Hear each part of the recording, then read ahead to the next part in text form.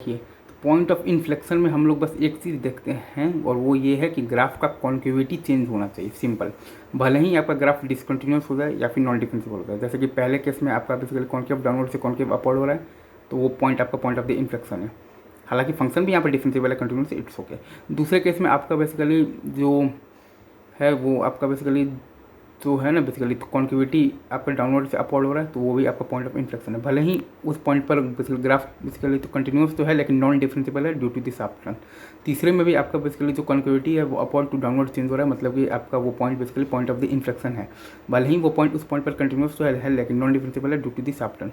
और चौथे में तो वो पॉइंट आपका मतलब भाई तो वो ग्राफ आपका उस पॉइंट पर तो कंटिन्यूस ही नहीं है, डिसकंटिन्यूस है और नॉन डिफरेंशिएबल है, लेकिन फिर भी अगर आप देखेंगे तो कॉन्केविटी आपका डाउनवर्ड टू अपवर्ड चेंज हो रहा है, मतलब कि वो पॉइंट भी आपका है basically point of the inflection है। और पाँचवें में भी आपका जैसे ग्राफ उस पॉइंट पर तो डिसकंटिन्यूस है, नॉन डिफरेंशिएबल है, बट आप देखेंगे तो कॉन्केविटी आपका अपवर्ड टू डाउनवर्ड चेंज हो रहा है, मतलब कि वो पॉइंट आपका है पॉइंट ऑफ द इन्फ्लेक्शन है।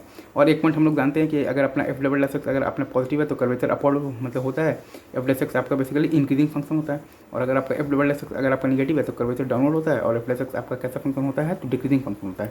अब अगर हम लोगों को सवाल में ही दे रखा है कि एफ एक्स बेसिकली फंक्शन जो है वो आपको दे रखा है कि डिफरेंशिएबल है, ठीक है, और ये भी आपको दे रखा है कि और ये भी आपको सवाल में ही दे रखा है कि एफ डबल एस एक्स अगर आप निकाले हैं बेसिकली और वो आपके पास ज़ीरो आ गया है, तो हम लोग तब देखेंगे कि एफ डबल एस एक्स जो है उसका अगर आपका साइन चेंज हो रहा है अबाउट द पॉइंट, तो तब वो पॉइंट आपका है पॉइंट ऑफ द इन्फ्लेक्शन। और अगर आपका F double S x zero तो आ गया है लेकिन आपका एफ डबल एस एक्स का साइन चेंज नहीं हो रहा है अबाउट द पॉइंट, तब वो आपका बेसिकली जो पॉइंट है वो नहीं है आपका पॉइंट ऑफ द इन्फ्लेक्शन, ठीक है।